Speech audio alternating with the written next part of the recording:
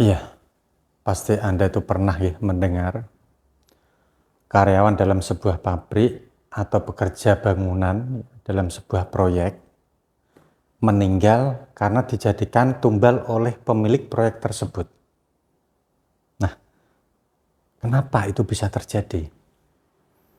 Padahal tidak sedarah atau tidak sekandung. Dan apakah benar itu untuk tumbal? Mari kita bahas.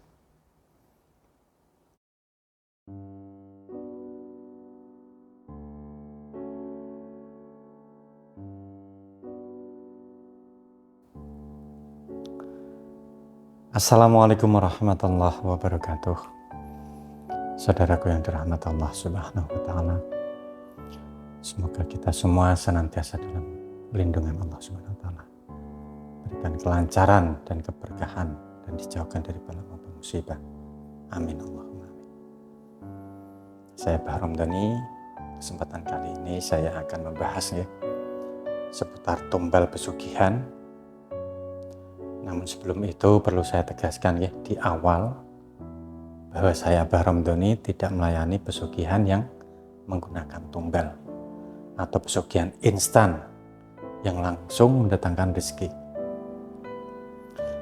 Nah, jika ada oknum yang mengaku sebagai Bahrom Dani dan melayani pesugihan instan, besar kemungkinan itu adalah oknum penipuan, oknum yang tidak bertanggung jawab. Nah, yang akan saya bahas di kesempatan kali ini, saya akan menjawab banyak komentar yang bertanya untuk masalah tumbal. Lebih tepatnya itu tidak ada hubungan darah, tapi kok bisa ditumbalkan. Ya, jika Anda sudah menonton video saya tentang pesugihan tumbal, pasti saya sering mengatakan bahwa salah satu syarat tumbal ini adalah ada hubungan darah.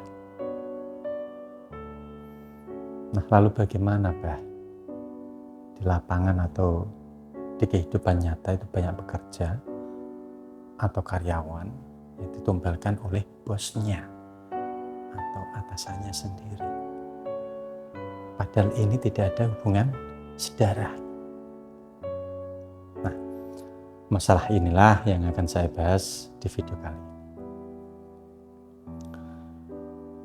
Sebenarnya itu syarat tumbal ini itu bukan satu hal yang pasti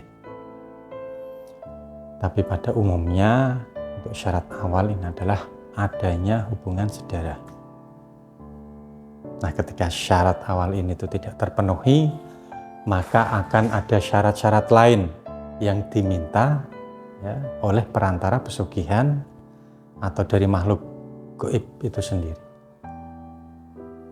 Nah, untuk syarat lain ini saya pastikan itu sangat sulit.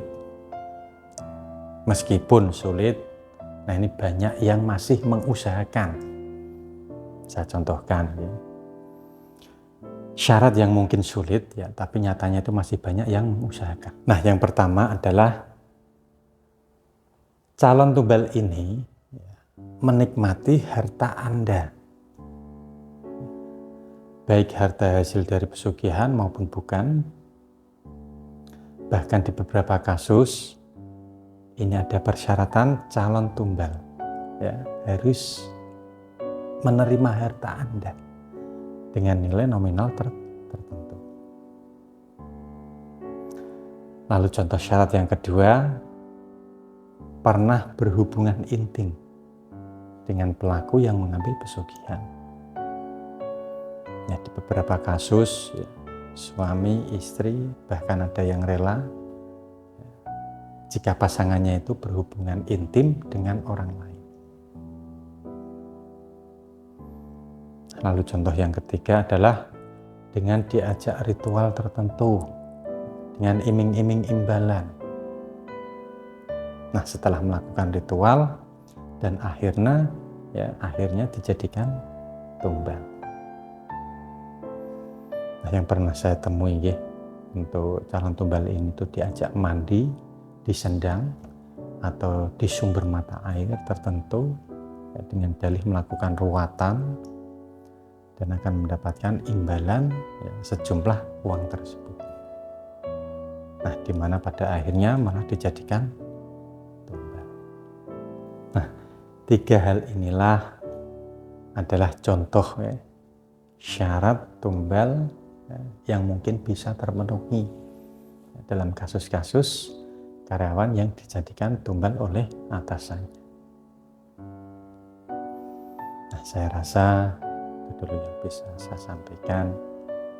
Jika ada pertanyaan untuk berkaitan dengan masalah pesugihan atau tumbal, ya silahkan Anda bisa menghubungi saya langsung atau menghubungi lewat Mas Adi, asisten saya. Untuk nomor kontaknya sudah saya sertakan di deskripsi video ini. Lalu jangan lupa Anda subscribe channel ini, karena masih banyak sekali video menarik yang saya untuk Anda lewatkan. Saya Bahram Doni, pamit undur diri. Wallahul muwaffiq ila aqwamit thoriq. Wassalamualaikum warahmatullahi wabarakatuh. Alhamdulillah.